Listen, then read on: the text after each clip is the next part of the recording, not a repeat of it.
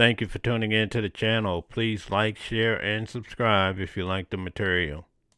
So we have an update in the Michael Penkava and Colin Scott case. As you know, these two Jehovah Witness elders in Illinois failed to report child abuse in 2006. Therefore, they were found guilty. This story is absolutely heartbreaking. There was a little 6-year-old sister in the congregation being sexually abused by her father repeatedly, several times a week. When the two elders, Penkava and Scott, found out about it, do you think these older men who are placed there to shepherd the congregation called the police? Would you have called the police? I think anyone in their right mind would have called the police, but these two brothers did not. Penkava advised in court that he called Jehovah's Witness headquarters and he spoke to someone, and that person, allegedly from the services department or legal department, had advised him not to call the police, but to deal with the matter in-house. And that's exactly what Penkava and Scott did. They essentially gave the father that was abusing the dear child a get-out-of-jail-free pass. Or how about an avoid jail altogether pass, because they did nothing. And because these two did nothing, that poor 6-year-old girl went on to be abused for the next 12 years or so. Can you imagine that? Do you remember when you were 6 years old? What did you do from 6 to 18? What was your life like? Well, I can imagine that many of you listening here today were Jehovah Witness baby recruits. Yes, Jehovah Witnesses from birth. And on top of the boring talks, all the meetings, being dragged out in field service, not being able to celebrate your birthday or any other holiday, add on top of that being abused by your own father, and you even told on him when you were 6. Get back home, and the father threatens your life, but continues to molest you. That's what that dear sister went through. I don't care what anyone says.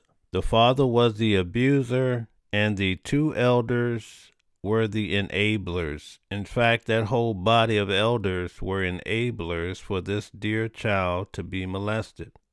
Michael Penkava, Colin Scott, you failed that young girl. You failed your congregation. You failed your city. You failed your state. You failed this country. You failed the whole world for your inaction to help that poor little kid. I am so shocked by all the Jehovah Witnesses that are commenting on my videos, trying to convince everybody that the elders acted in good faith and they did nothing wrong. You guys totally overlooked the fact that that little 6-year-old is your sister. She was a Jehovah's Witness. Judge Gerhardt had found Colin Scott and Michael Penkava, 72, each guilty of a Class A criminal misdemeanor charge of violating the Abused and Neglected Child Reporting Act.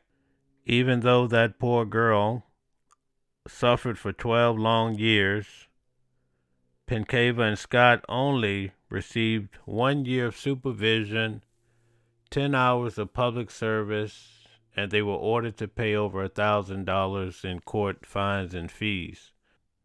This case is an excellent example of brainwashing. Michael Penkava was a teacher for 35 years working with children. He was an elder for many years. And instead of calling the police, which his common sense should have told him, he calls Bethel, talks to someone, doesn't even remember their name, and he follows in blind faith a person in a different state, all because he put so much trust in his religion. Notice what the state attorney said. Now keep in mind that he is not a Jehovah's Witness. He says, when you hear a child is being abused, you don't call legal, you do the right thing, Judge.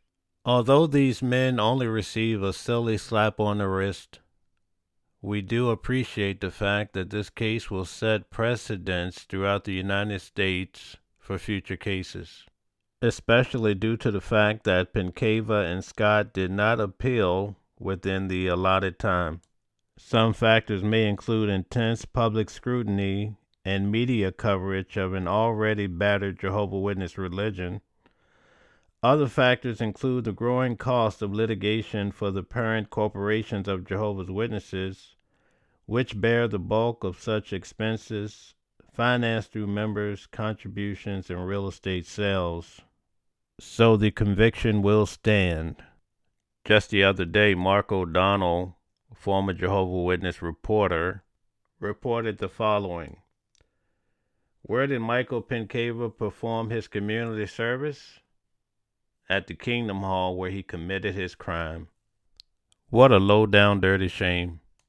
I can just see him now straightening out books in the library in the back of the Kingdom Hall, in the same room where he protected the child molester. For all of the Jehovah Witness elders that follow this channel, let this be your warning that the gig is up. So you have to do the right thing when a little child or anyone reports abuse, or else you're going to be taking that same walk that Penkava and Scott did, and it's only going to get worse.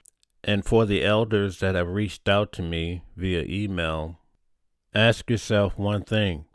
Why are Jehovah's Witnesses getting defunded by various countries like Norway? Why are there so many child abuse cases? Why has Jehovah's Witnesses become a real estate company? Why did Jehovah's Witnesses tell you to avoid college, to not send your kids to college, because Armageddon is nigh? But they're building these huge facilities, and they have plans for the next 20 years. It's definitely something worth thinking about. Thank you for tuning in to the channel. Please like, share, and subscribe if you like the material.